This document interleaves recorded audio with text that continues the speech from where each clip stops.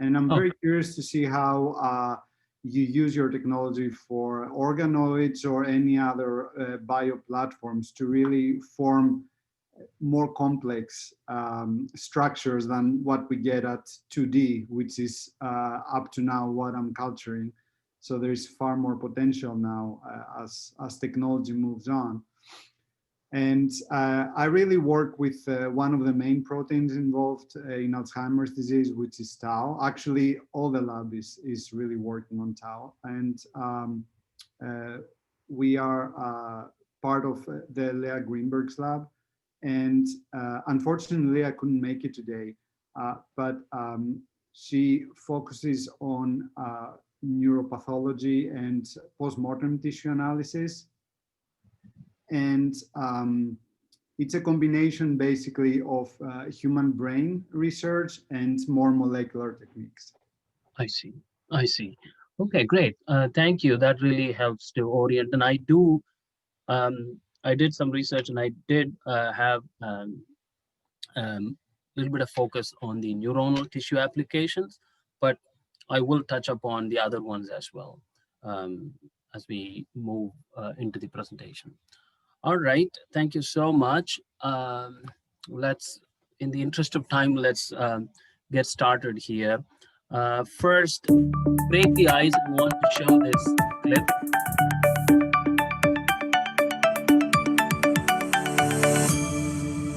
That's just to give you an idea for those of you who haven't seen a bioprinter. So this is the newest bioprinter organ regenerator 46 from ROKIT Healthcare, about which I'll talk later. And for the people who are totally new to bioprinting, bioprinting is a perfect combination of computer science, biology, instrumentation, engineering, and material science. It brings the benefits of personalization, autologous solutions, and fine details to human health applications. So it is bioprinting, 3D bioprinting is an additive manufacturing process, just like regular 3D printing. In fact, it is 3D printing, except that it involves cells. So it involves cells, biopolymers, growth factors, all combined to create tissue-like structures that imitate native human tissues. Because these printed living tissues are often further incubated to have them proliferate, mature, and change over time, there is a dimension of time here that makes it appropriate to call this as a 4D bioprinting rather than 3D bioprinting, which we all hear often. So you will hear me use these words 3D bioprinting or 4D bioprinting mixedly, but you get the idea that there is an important temporal component, because just printing a structure doesn't make it functional. So just keep that in mind, but otherwise the terminology should not be a big deal to understand the concepts and the execution. And to keep it less distracting for myself and everyone, I'm going to turn off my video if possible, so that I can focus on the presentation here. And I would encourage you all to do that as well. So, and we can rejoin, but it's up to you. 1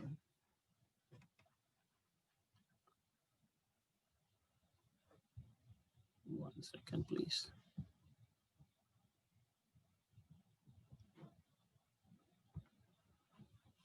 Okay, all right.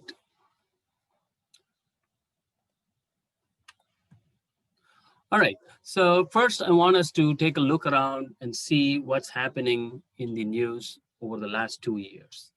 So there are 5 notable events and megatrends that really warrant our closer attention to the growing relevance and potential of bioprinting as a revolutionary technology for adoption into biomedical research and in the treatment of diseases. And the first one is in September 2018, we saw the featured news of a boy who was living for 14 years with a new urinary bladder made from his own cells, seeded with 3D inkjet machines into decellularized pig bladder as a scaffold. Now, this work and similar work by many others, it clearly highlights the promise and the potential for bioprinting of human tissues to transform medicine with implications for organ transplants, cancer treatment, and many other possibilities, such as develop new antibiotics and drugs efficiently. The other thing is in July 2019, the American Medical Association approved reimbursement codes for 3D printed surgical models and tools. Now, this is a temporary code, but nonetheless, it's significant because these are making the foundation for a clinical registry of patient 3D scan data and relevant 3D modeling, which will serve as a learning resource and tutorial and provide the much needed impetus for active implementation of 3D printing in biomedicine. So that's important. Now, in in September of 2019, later that year, United States Environmental Protection Agency announced that it will eliminate all mammal testing by 2035 and becoming the first federal agency to make such a strong statement and commitment to the transition to a humane research while emphasizing the urgency to find alternate solutions to the use of animals in research. Now, later that year, in October, ROKIT Healthcare and a diabetic foot ulcer specialty clinic in India, they put the bioprinter in the operating room to create a streamlined process of skin regeneration for application in diabetic foot ulcer treatment. So this new and alternate method for chronic wound healing promotes skin reconstruction using bioinks made from patients' own adipose tissue, printed into small size-specific patches and applied directly onto the wounds. Now, these dermal patches integrate with the skin, and through early onset healing, ROKIT's mission is to decrease the rate of amputation for patients with the diabetic foot ulcer. Now, this is especially critical because the 5-year survival rate of patients who have undergone amputations is way lower than the 5-year survival rate of many cancer patients. Now, last but not the least, in the most recent months of 2020, COVID-19 has changed everything about the way we live, and most notably, we have seen that this pandemic disrupted the traditional centralized value chains in manufacturing and healthcare. For example, when the hospitals got cut off from the supplies of masks and ventilators because factories didn't function because of the pandemic lockdown, the 3D printing and additive manufacturing processes came to the rescue to manufacture these supplies on demand, on site. Now, why am I saying all this? When we put all this together, what's the take-home message from these global events and megatrends? It points to the fact that 3D printing, additive manufacturing, and as an extension of that, bioprinting can react directly to centralized demands for life sciences research and can serve as an effective medical strategy. Clearly, there is a growing value for on-demand biomanufacturing, and bioprinting is quite relevant to the real-world needs and megatrends.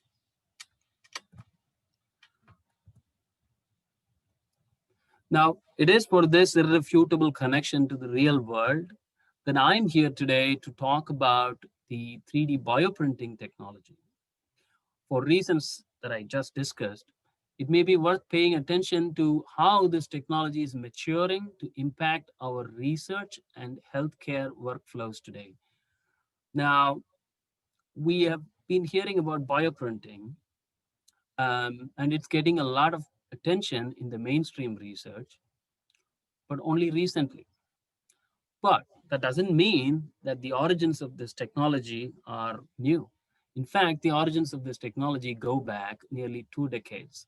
So for those of us who are still debating if this is a very new technology that on which one can wait for several more years before you consider adoption into your workflow, the news is no, it's not a nice thing to do because the technology is not totally in its infancy. In fact, the number of research publications, as you see here in this graph, has been steadily going up. And it's been growing exponentially since 2000. And today there are thousands of publications as a testament to the benefits and the applications of the bioprinting technology across multiple disciplines, ranging from tissue engineering, biomaterial development, regenerative medicine, and so on.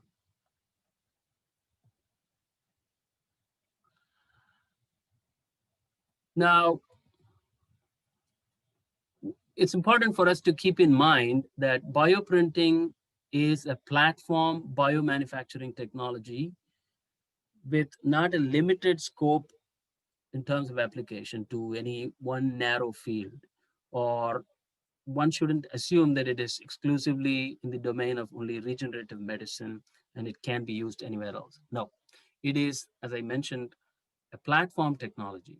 So in this slide, you will see that there is a list of publications that are hyperlinked, and you will see that there has already been a lot of evidence about ideal choice and combination of cells and biomaterials for really tissue-specific applications using bioprinting for various tissues: cardiovascular, musculoskeletal, neuronal tissue, hepatic tissue, and so on and so forth. And then a huge inventory of bioink polymers and what type of concentrations and applications.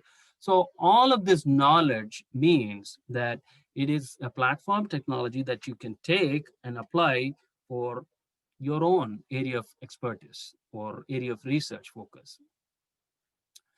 Now that's important to keep in mind as you consider adopting this. Now, one other major challenge in medicine is not having a sufficient number of tissues and organs to replace the failing and aging ones in patients. Modern tissue engineering aims to indirectly replace damaged tissue with man-made scaffolds that support cell growth. Bioprinting is at the frontier of this field because it is the only platform technology that can create these tissues and organs with applications in all these different types of diseases that come with aging. There is actually a lot of evidence about the ideal choice, again, of combination of cells, biomaterials that one would need to for a specific tissue application involving bioprinting. So all of that information is out there and it's growing fast, and all of that needs to be taken advantage of. All right, so time to address the basic question. What are the key components of bioprinting, be it 3D or 4D? The bioprinting technology consists of largely three components. One, biomaterials. Two, bioprinter, which represents the hardware component. And then we've got the design element, which is predominantly the software. First, let's talk about the biomaterials. Unlike the traditional 3D printer, which uses hard plastics or metal or any synthetic material to create non-living structures, as I mentioned before, the bioprinter uses materials that are biocompatible, biodegradable, and they are derived from either natural sources or synthetic sources. Now, some of the common examples of naturally derived biomaterials include collagen, gelatin, elastin, chitin, coming from extracellular matrix of human or animal cells. And it also includes materials like alginate, sericin, or cellulose, coming from seaweed, insects, plants, and respectively. Natural hydroxyapatite is also used, for example, coming from the mammalian bones. And then in terms of the synthetic biomaterials, these are basically biodegradable polymers with both strength and elasticity to mimic human tissues. And some of these have been put to good use in FDA-approved medical devices. And finally, you also have composites, which often combine natural and synthetic materials to add or enhance certain mechanical or chemical properties. Now, these biomaterials can be soft, low viscosity hydrogels or hard biodegradable plastics. And when hydrogels are combined with cells for printing, they are called bioinks. Bioinks basically serve as the extracellular matrix when you're trying to print cells outside the body. And bioinks, they protect the cells from the shear stress of the printing process, and they provide them with nutrition and hydration, and they give the much needed overall physical chemical support to maintain the structural integrity of the printed tissues. So that brings us to an important point that when selecting a material for bioinks, there are several key criteria to keep in mind, but they can basically be summarized into two broad categories. One is that the bioinks should be able to extrude out of the nozzle tips and stack layer by layer structurally with or without any post-printing processing, about which I'll talk later. Now, the bioinks should also be biocompatible and should uphold very high cell viability. And these are some elaborations of the same point of the different properties. And why I focus again so much on the biomaterials is because, as I said, of the three pillars, which is the biomaterials, the hardware, and the software, the biomaterials are often the rate limiting step for any particular new application. All right, let's move on to the hardware. There are various methods of bioprinting.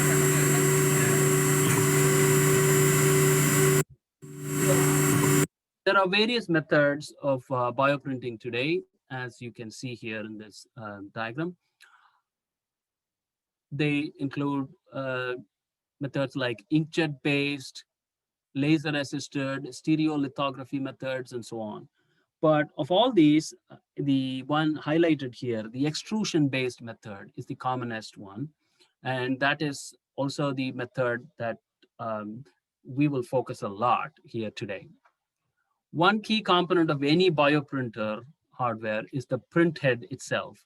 It should be able to print both hard and soft materials. And there are two ways that the print heads can print. One is print in a scaffold-laden way, where you print a hard matrix, and the other is a scaffold-free manner in which there is no hard matrix. Another key component is the chamber's ability, the bioprinting chamber's ability to mimic a biosafety cabinet, because after all, when you're dealing with living cells, it's important to ensure a biosafety cabinet environment.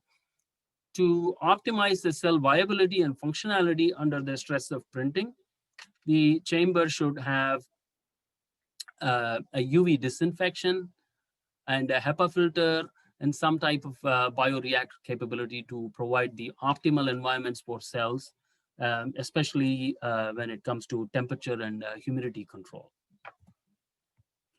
And lastly, the third component of bioprinting is the design, which means the 3D models of the objects that we want to print.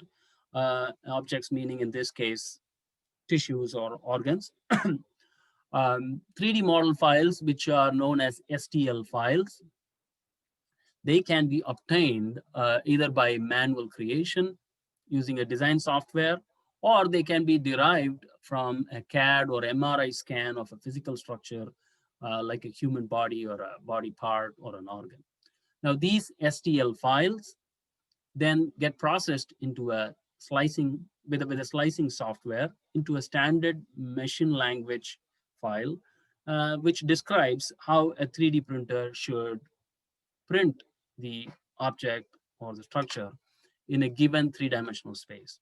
It includes information on the XYZ position and the coordinates, printing speeds, infill patterns, and numerous other parameters that are important to recreate the structure from the digital file to reality.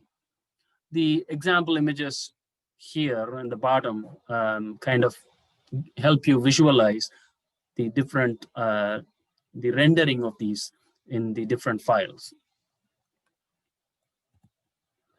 All right, so now that we understand the important components of bioprinting, we can put together the bioprinting process logically.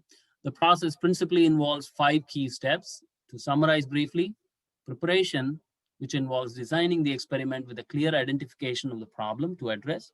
It includes selection of the right materials, cell types, and what models that the printer will use.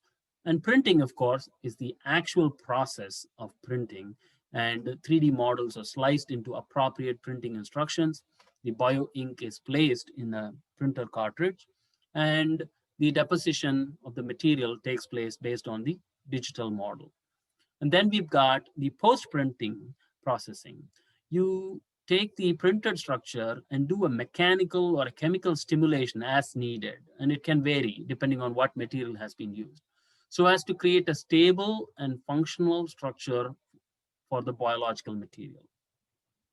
And post-printing can involve cross-linking, thermal methods, chemical methods, or differentiation, incubation, and the air liquid, whole bunch of things. Those are just the fine details which we won't worry about. Evaluation is the step in which you make sure that the printed tissue is assessed for structural, morphological, and functional characterization in comparison to a living tissue standard. And lastly, you do your experiments with the printed tissue, or if it's a therapeutic application, then you do the therapeutic application. So it involves use of the bioprinted products for various purposes, ranging from disease modeling to in vitro safety, efficacy testing, or in vivo tissue transplantation. Now, to the same workflow is shown here as an example of cardiac patch engineering. What would you do? What are the first steps? Say you take the ischemic heart disease scenario, and then there is a need for cardiac regeneration. So you prepare endothelial cells and so on and so forth. So in the interest of time, it's very intuitive. So in the interest of time, I will skip this. You will get a recording presentation, which you can refer to later on. Now, of course, cardiac patch engineering, which I just mentioned, is just one of the many, many possible downstream applications with bioprinting. So bioprinting has been, as I mentioned before, in various areas across tissue engineering, material development, regenerative medicine, veterinary medicine, toxicology, pharmaceutical sciences, and so on. And the list is growing. So for simplicity, one can summarize the use of bioprinted products into 3 key areas. First, bioprinting for toxicology research and drug screening. So this is mainly to be used in the in vitro in generation of in vitro efficacy test models for toxicological testing and screening of novel products, whether it is a drug, a cosmetic, or food. For example, in an ideal study to evaluate the toxicity of a chemical or substance to humans, one would require an extremely large number of human subjects to represent the diversity of humans. Now, we all know this is unrealistic and unethical. So the use of human relevant tissue models that are derived by bioprinting will offer an alternative and will be a good bridge between the human clinical trial and the animal studies with the standard human tissue fabrication process that's high throughput and and pretty standardized.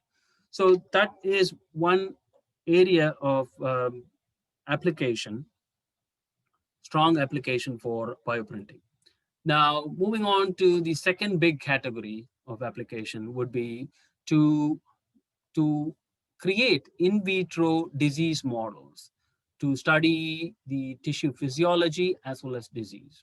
Now, traditional science, we all know, has relied a lot on the 2D cell culture and 3D spheroids, about which Dr. Panos just mentioned.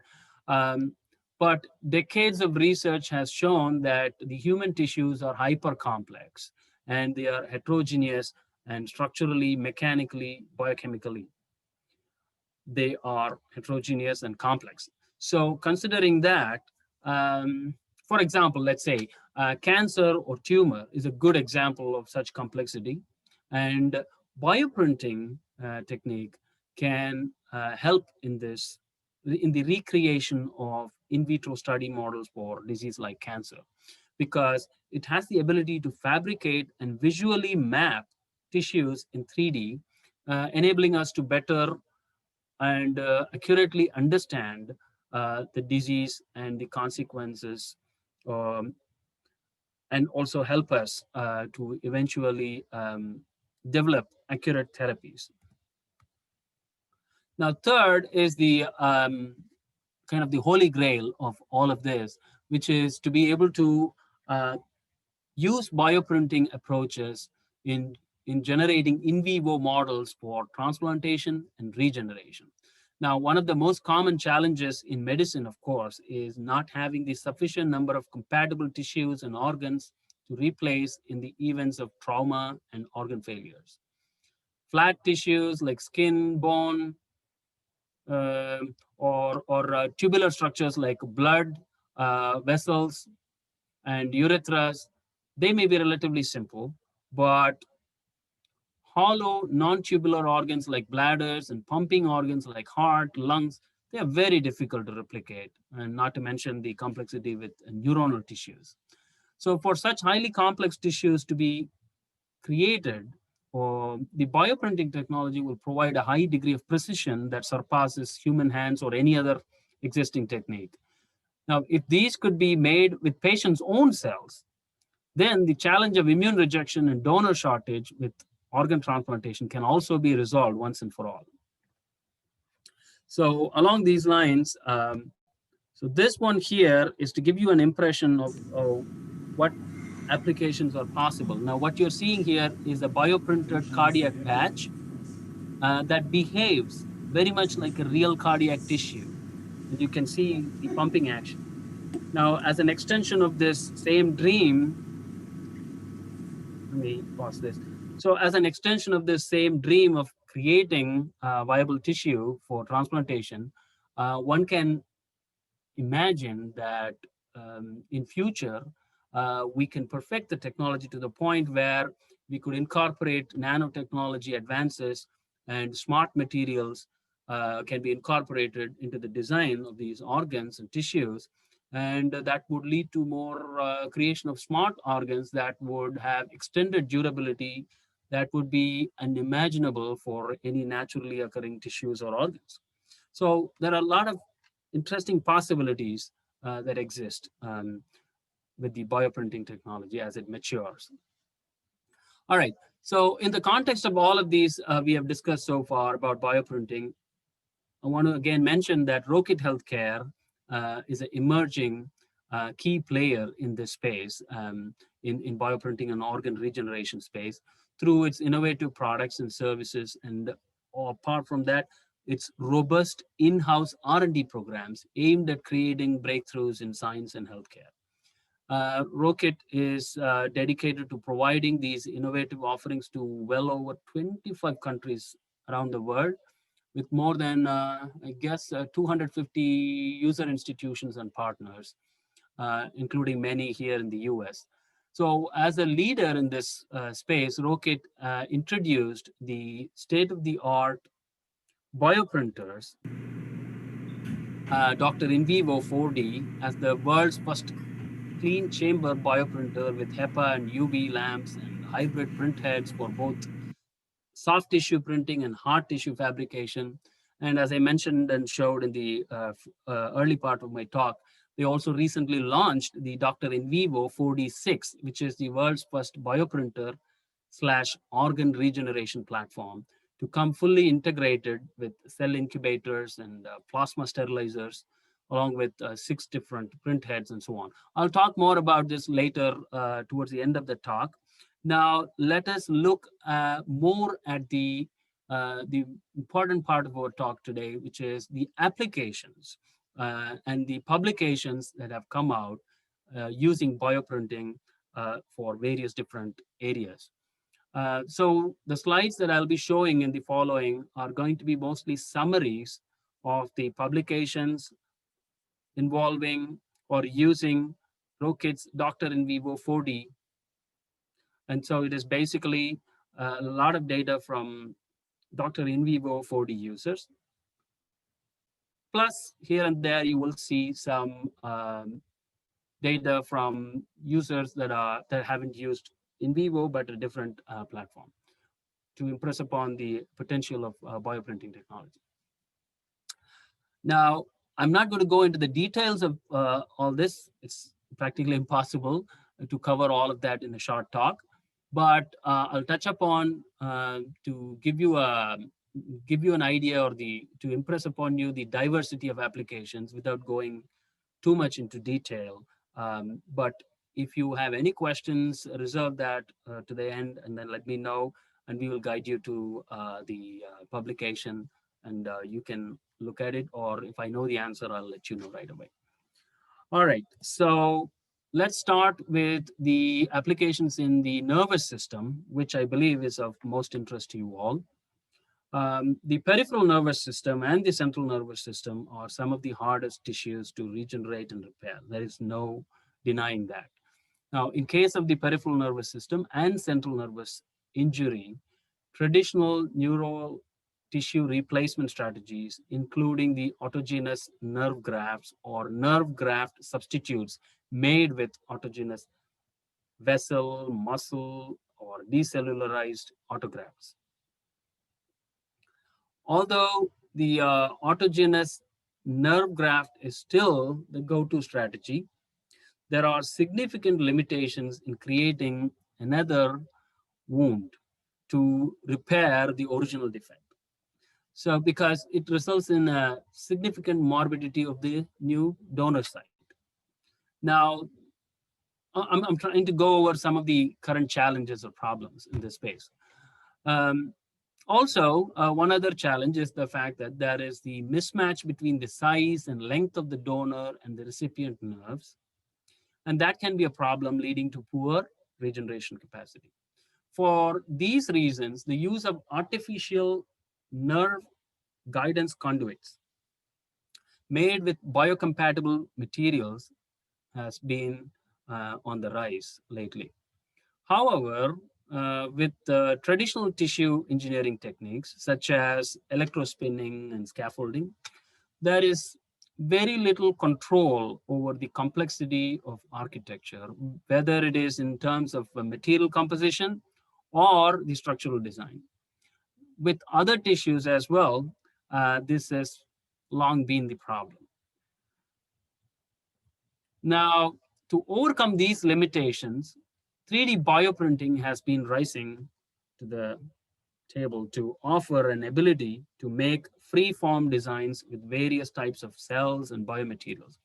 Now, despite the fact that its application in peripheral nervous system or central nervous system regeneration is still very new, it has, by it I mean 3D bioprinting, has made progress over the years. Now, this figure here, as you see, will summarize where each of these applications are lying today in terms of the developmental stages that they are in towards a clinical or commercial use.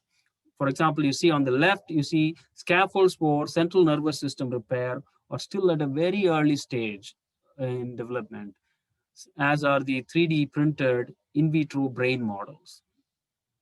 Now, towards the right, you see 3D printed scaffolds for peripheral nerve repair, that are slightly further in development. And similarly, we also see that the in vitro models for peripheral nerves with relative simplicity are also on the far right end.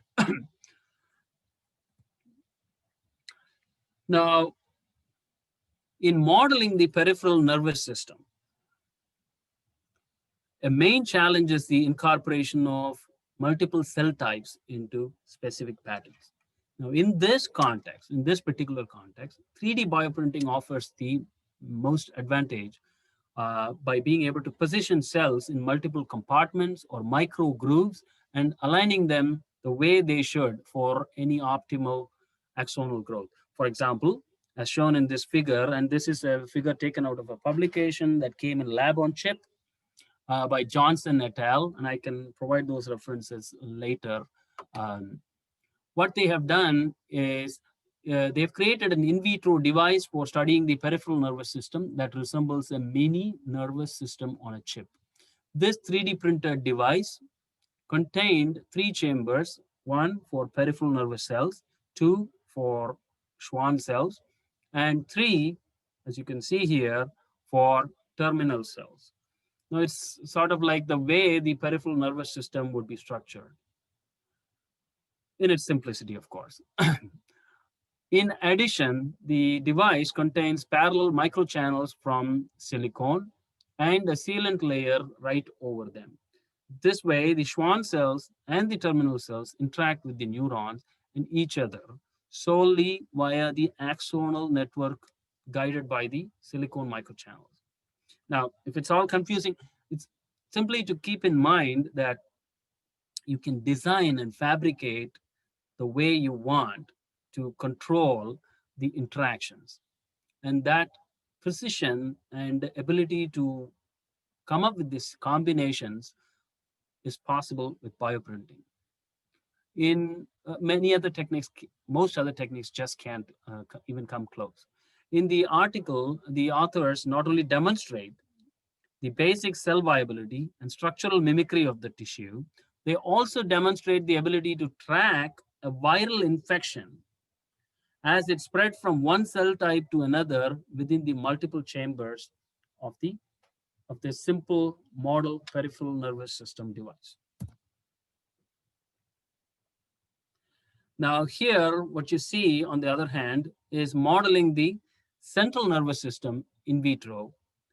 Now this has far-reaching implications for studying brain and spinal cord function that would otherwise be difficult to examine in vivo. Already over a decade ago, several research studies have shown that printing human neuronal stem cells into 3D structures and then kind of differentiating them into mature neural cells, it leads to a higher expression of differentiated neural cell markers than the same cells cultured in 2D. So the same was seen in the induced pluripotent stem cells in this study, following the same process. Bioprinting in 3D also permitted the creation of complex structures that recapitulate important aspects of brain structure. For example, the human cortex contains a distinct 6-layered structure. Recreating this structure in a controlled manner is very difficult to do manually or by any other technique, but it can be achieved efficiently through 3D bioprinting, as you can see in this figure from the publication. And I think this publication is from Lonzano Group. Yeah, and came out in BioMaterials in 2015. So basically, the group used a bioink that consisted of a novel peptide modified biopolymer called Gellan gum, that is written here as RGDGG. This was combined with primary cortical neurons. The Gellan gum is a polysaccharide obtained from microorganism fermentation and was first introduced as an alternative to agar and gelatin in the food industry. Now, in tissue engineering, Gellan gum has shown many benefits over the other hydrogels, such as low production cost, biocompatibility, and achieving similar levels of mechanical strength as gelatin or agar at a lower concentration. Now, in this study, the research group well demonstrated that they could create 6-layer brain cortex structure, whether in vertical or planar orientations. Although still at a very early stage of development, this example highlights the potential for 3D bioprinting to create a complex 3D in vitro model of the brain. I mean, there are going to be a lot of opportunity and scope for improvement to the next level, but there is the strong promise and potential, and that's what I'm trying to impress upon you. All right, now this is a publication, as I mentioned before, from the Dr. INVIVO user, which is ROKIT's own bioprinter in Korea at one of their premier institutes, the Korean Institute of Science and Technology. In contrast to the in vitro models we discussed so far, this one showcases the use of bioprinting to create regeneration strategies in vivo for peripheral nerve injury sites using a nerve guidance conduit. In this study, what the group did is they developed a biocompatible elastic nerve guidance conduit, and they first made a nanoporous membrane of PLCL material with electrospinning, then rolled it up and designed the interior with neutralized oriented collagen hydrogel patches that were printed in high resolution using Dr. INVIVO 4D2 bioprinter.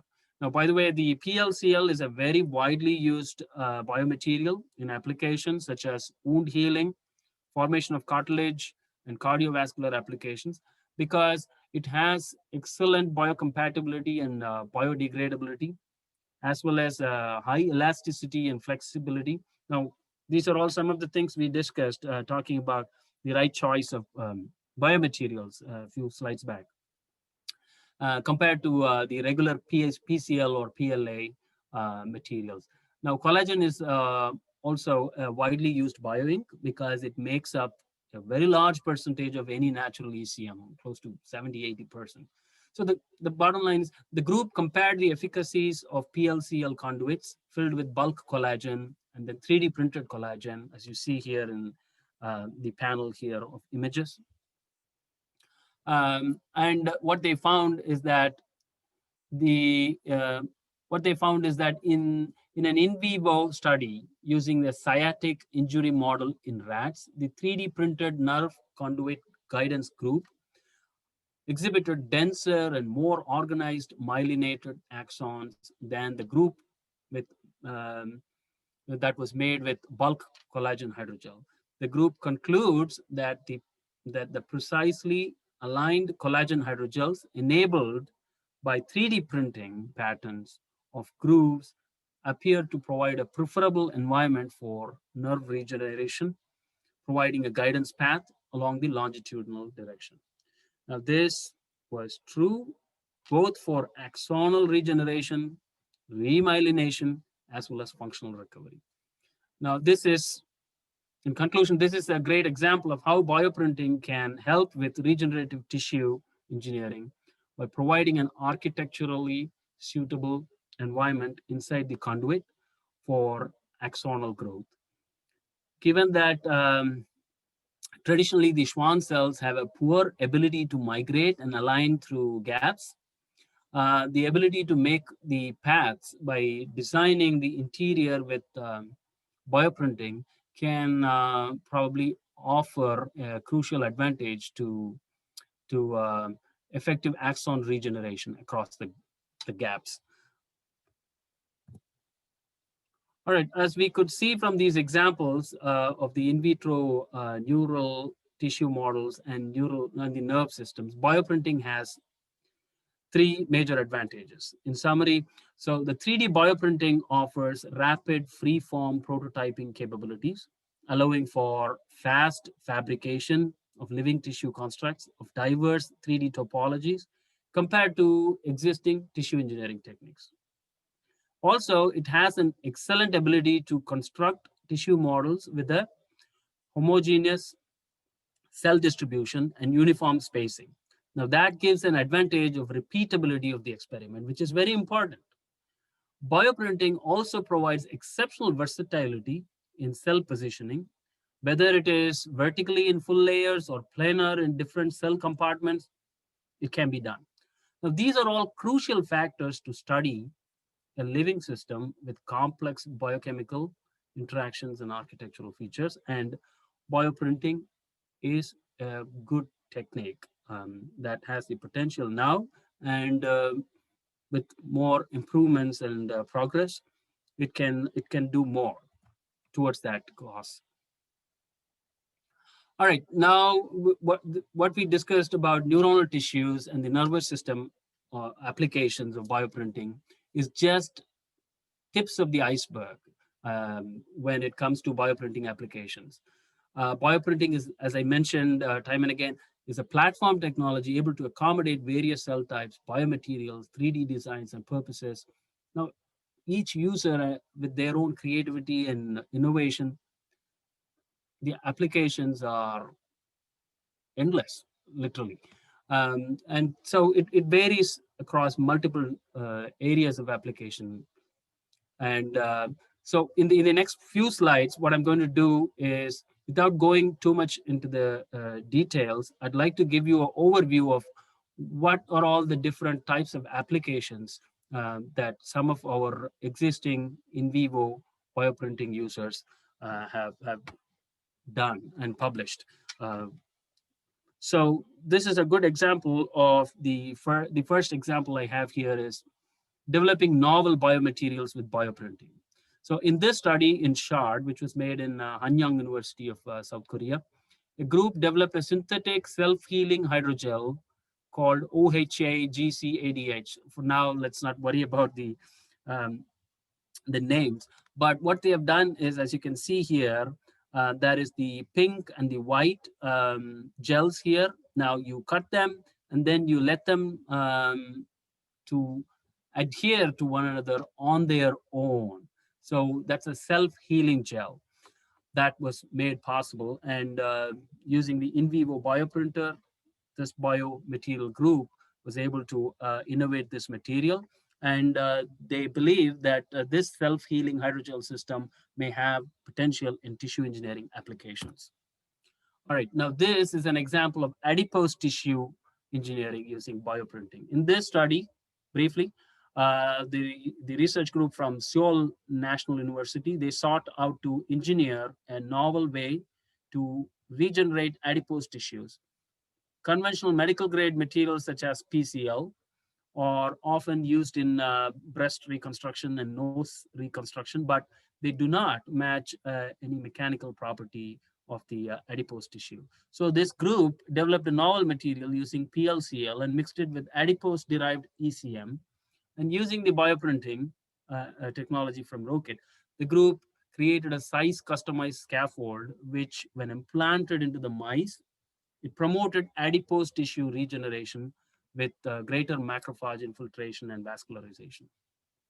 So they think that this would eventually lead to better solutions for burn, trauma, injury, post mastectomy repair, and so on. Here is an example which I also showed, the beating heart. So application in cardiovascular tissues. At the Fraunhofer Institute in Germany, the in vivo bioprinter was used to develop a patented disc that allows the iPSCs to differentiate into cardiomyocytes, to align and create a beating model. Now check out this video. I'll play this one more time. Um, this is an in vitro heart patch that was printed, and the in vivo printed cardiac patch has been beating for over 6 months in culture. So it is possible to create viable tissue. Now, what we have here is a case where cell suspensions of muscle cells are printed using PCL pillars.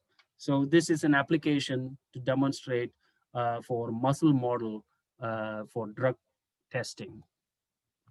Here is an example. Okay, so this is important, so I'll take a little bit of time to explain this. So lately, more than ever, bioprinting is being explored to create disease models that can better predict drug responses, and cancer is one of the hottest topics in this area. So as we all know, existing in vitro models of cancer are often single cell spheroids and lack the tumor microenvironments crucial to their intrinsic behaviors and malignancy. Now here in this example, we've got bioprinted layer of lung fibroblasts, the HUEX, in bioinks of alginate, fibrinogen, and gelatin. Then multicellular tumor spheroids of glioblastoma cells are seeded onto the vascularized tissue, incubated, and resulting in vascularized tumor models. Now, those are being used for drug testing. This is an example of the applications in bone regeneration scaffolds, where in this particular case, a strontium metal ion is incorporated into a hydroxyapatite to create a scaffold that has a higher cell proliferation and osteogenic differentiation and cellular mineralization potential. And as I said, the applications are numerous, and literally it is up to the investigator. Now, in this case, it's an example of developing a QR-coded drug delivery device, where this was bioprinted as an oro-dispersible film. And they believe that if we keep up with the trend, these type of printed devices can eventually help in replacing anti-cancer injections with oro-dispersible films, seeking a more effective and minimally invasive therapy, and also better patient compliance and monitoring of the dosages. Lastly, this is an example of one other interesting application of creating a biosensor. So in this case, they have printed an egg-shaped bioresponsive device that combines microbes, hydrogels, and conductive carbon nanofibers, all in a small space. And this platform offers an improved method for culturing, monitoring microbial cells and their metabolic activities in a confined, organized space. So the potential applications of this type of device is expected to be in studying wastewater treatment, microbial biosynthesis, or metabolism, photosynthesis, so on. So there are numerous applications that I can go on, and I've actually skipped a lot. So I'm going to try and summarize. So one other important thing is, we talk about all these applications in research. Yes, that's all great. But the most noteworthy applications eventually are going to be the ones that actually take bioprinting off the bench into the clinic, right? So just to touch upon that, as I mentioned before, the diabetic foot ulcer is a debilitating chronic condition with side effects affecting almost 25% of all diabetic patients. So what ROKIT has done here is it has spearheaded a clinical study in India, Korea, USA, and one other country, I guess it's Turkey, where they had almost 100% of the patients in that clinical trial were able to recover from wounds that were basically staying open for months to years. Now, all of them were completely healed within 4 weeks. So this kind of demonstrates the incredible potential for bioprinting in the clinic, especially in skin applications to begin with. And one can only imagine that this can be, with a lot of work, of course, eventually perfected for many other applications. So it's possible to imagine a kind of a special, what we call as the integrated 3D scan print therapy. And in the interest of time, I will quickly scroll through this video. So basically the wound, as you see here, it's not a real leg, of course, it's a model. It's scanned, and then the wound area is digitized, and then the software analyzes where things have to go, and then it recreates the digital file of the wound. And after that, the measurements are incorporated, and the bioprinter prints the scaffold, and patient's own adipose-derived extracellular matrix is incorporated, and then a treatment patch is prepared, and it's applied in a customized fashion. So it is possible to conceive those types of applications. So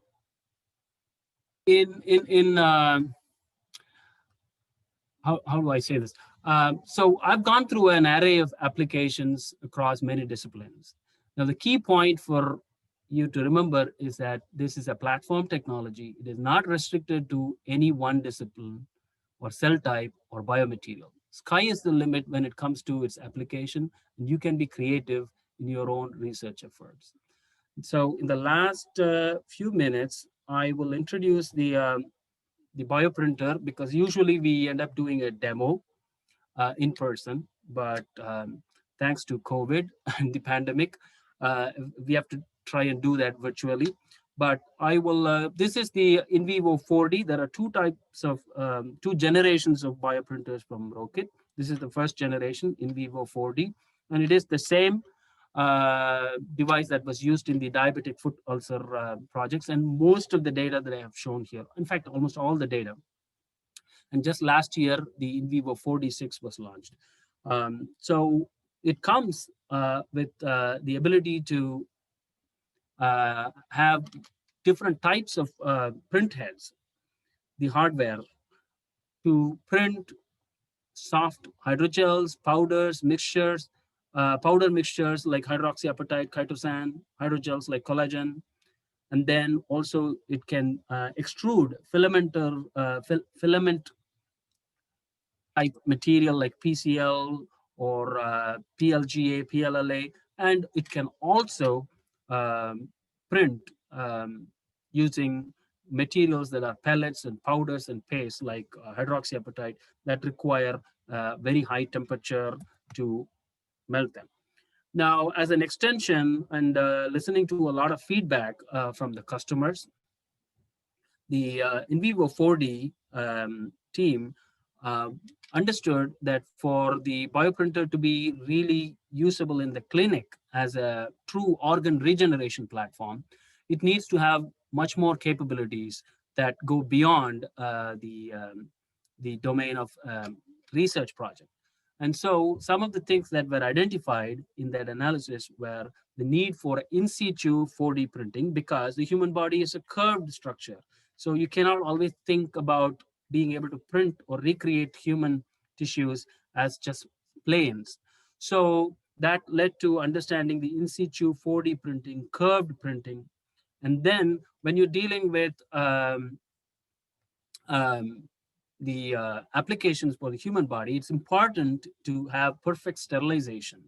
So the device should be able to sterilize itself as well as the implantable device that it creates. And lastly, the need for a good incubation and humidity and temperature control cannot be overemphasized. So, result, all of these elements were incorporated, and then ROKIT came up with the INVIVO 4D6, the next generation, that is the true organ regenerator with Z-axis curved printing technology and inbuilt sterilization, and also optional hydrogen peroxide plasma sterilization, and inbuilt incubation systems for maintaining the temperature and carbon dioxide levels during the print processing and post-printing processing. This is a quick overview of the system in action. As you can see, it has a rotary print head of almost 5 different print heads plus one stationary print head on the left. That gives you the ability to deal multiple materials simultaneously to create really complex architecture like the ones that you see here, which are often found in the human body. And you have the ability to keep the cells happy during the process and during the maturation process because of the inbuilt incubator and sterilizer functions of the 46. And it's also important to mention that the device is capable of very high throughput and up to 384 well in 384 well format printing, which is especially important for applications such as, say, when you're doing a mini organ drug development project, or if you are involved in a vaccine research or PCR genotyping. So it kind of doubles up as a high throughput liquid handling system as well. So as I mentioned before, all these capabilities provide, and the multiple print heads provide ability to handle diverse materials and hybrid printing technologies and very high temperature ranges, which means you are never going to be limited by what you can do with the equipment, no matter what unpredictable or unknown experimental goals you might come up with in future. Again, so this is not just um, a bioprinter for the research lab. It is way more than that. It is a fast track to medical commercialization because at some point for most researchers, the need to take their innovation to the bedside is going to be important, and the in vivo bioprinters can do just that. This is just to impress upon you um, the user interface, the intuitive user interface, and the ability to control the bioprinter using the inbuilt user interface, or the tablet devices, or mobile devices, or the computer, whichever one you choose to. All right, so this is really in conclusion. What's the real essence of bioprinting here? At the end of the day, the take-home message for you from this talk is that bioprinting brings 3 breakthrough benefits to research and novel therapy developments. One is automation, faster and precise, physiological relevance of what you print, and the on-demand fabrication. Now, all these three breakthroughs, they result in the ability to experiment with better repeatability and better physiological relevance, the ability to generate biomimetic structures and tissues without having to depend on model systems that are either too expensive or simply not ideal, the ability to create more sustainable research methods, phasing out animal models with alternative human cell-based methods of testing. Now, imagine that the bioprinting facilities could be set up in every region of the world. Then the technology has the potential to completely transform regional biomanufacturing value chains, just as COVID-19 gave us a hint of its needs in the past few months. And you could have facilities across that can be promote a decentralized approach to the manufacturing. In fact, this is not just a dream, this is a reality, because in fact, there are bioprinting centers of excellence arising at national and international levels over the last few years already. As you can see, some examples pointed out here in this slide. And lastly, the key paradigm is the endogenous tissue regeneration. We live in an era today of regenerative medicine. And in this era, bioprinting is not only a revolution that's underway for the way we create and use model systems for answering basic biological questions. It is actually a revolutionary way you can practice medicine. Instead of using the systems that have traditionally relied on treatments of symptoms using small molecules or monotherapies, bioprinting technology is shifting the focus towards harnessing body's own healing potential inherent in its stem cells. Now, this is also the vision and mission of ROKIT, to see that come to fruition and into actual adoption in the regular practice of medicine. So the future of medicine is already being realized today by some of these pioneering technologies in various disciplines of science. So I will leave it at that. And I thank you all for sharing your interest and being very patient. Um, I will be happy to take some questions now.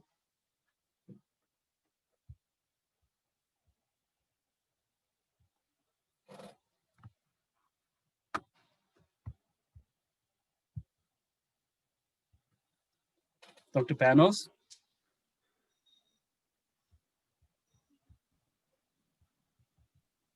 Oh, Dr. Panos had to leave for another meeting. Oh.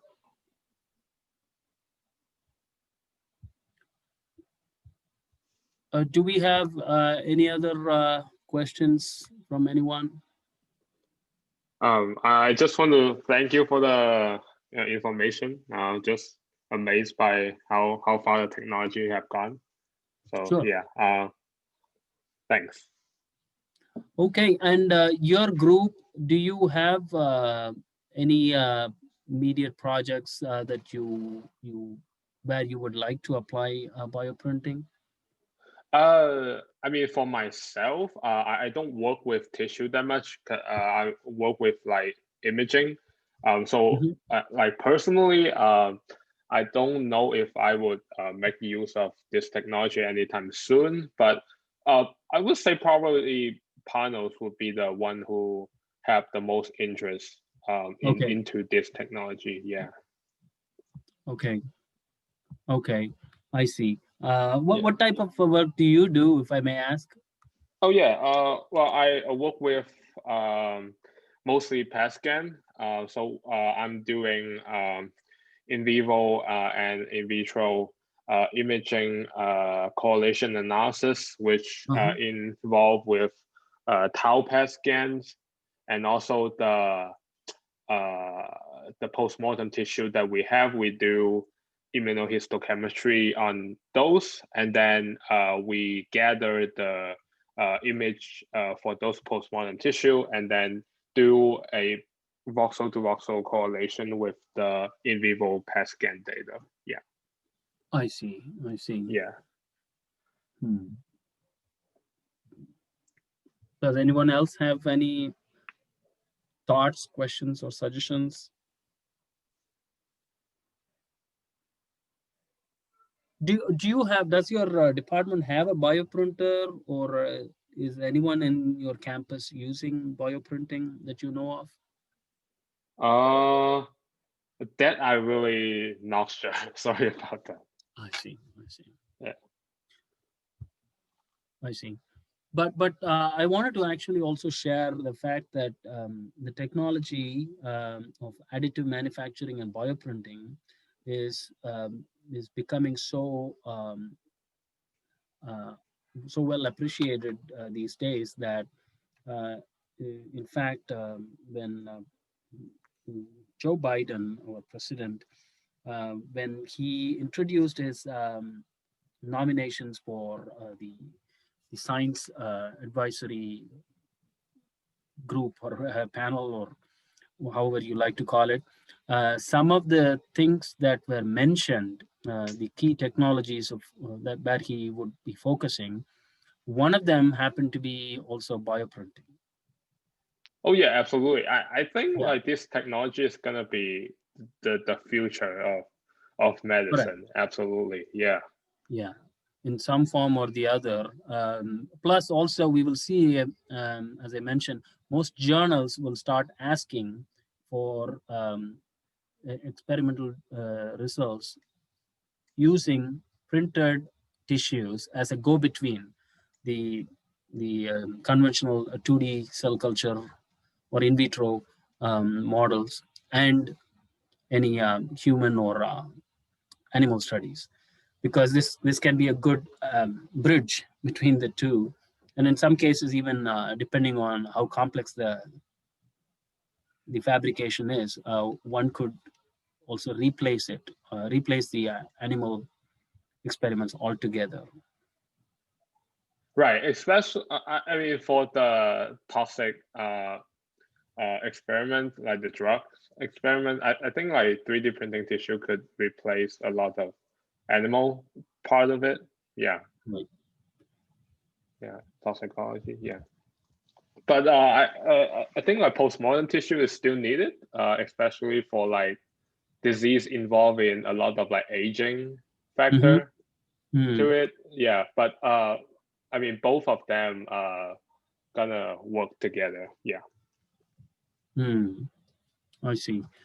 Well, we would like to hear more about your thoughts, and also it's important for me to mention that ROKIT as a company is eager to support you with any letter of support or any if you were to write a grant for that involves bioprinting usage in your research. They can support you with a letter of support and also give some ideas. And they have a dedicated team that can help refine that project for you. Oh, I see. Okay, And that's cool. there is a lot of push among almost all the NIH institutes, funding institutes at the NIH to, in fact, they have dedicated announcements and programs to encourage application of 3D model systems, broadly speaking, which also includes bioprinting methods to generate alternative model systems. Right, right.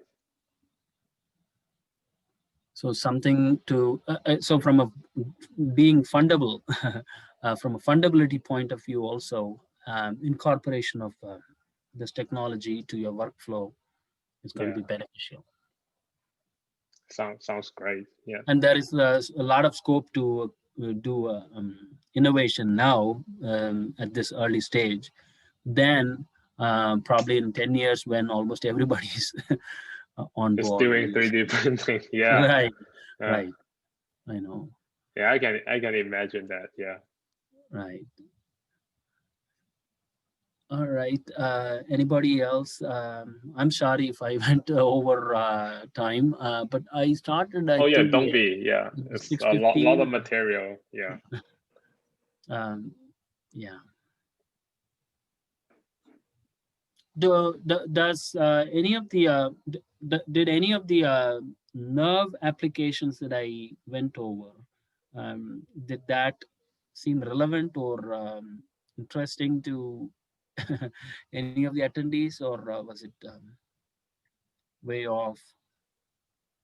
I mean, for me, like personally, because we all work in different projects, that is a little bit off for like current stage. But again, like for panels, he is doing a lot of cell modeling. So for him, he is definitely gonna be interested into more of this technology. Maybe in the future, when I work with like living cell a bit more, then I would probably like look into that. Yeah. Okay. But yeah, I would say most of our lab member work in post-mortem tissue, more or less, except panels. Yeah. I see. Well, thank you for your time. I really appreciate your staying back, and I know it's a Friday evening. No, yeah, not at all. It's always great to hear new information. Yes. Well, thank you for the opportunity, and I will catch up offline with panels. And if you have any questions now or in future, feel free to send an email to Chris and myself. Yeah, absolutely. Yeah, make sure you get in touch with panels. Yeah. Yes, definitely. Yes, that's the plan. Sure. Thanks so much, Jonathan. Oh, thank you. Thank you all. Thank you great day. all. Thank you for the opportunity. Have a nice weekend. You too. Thank you so much.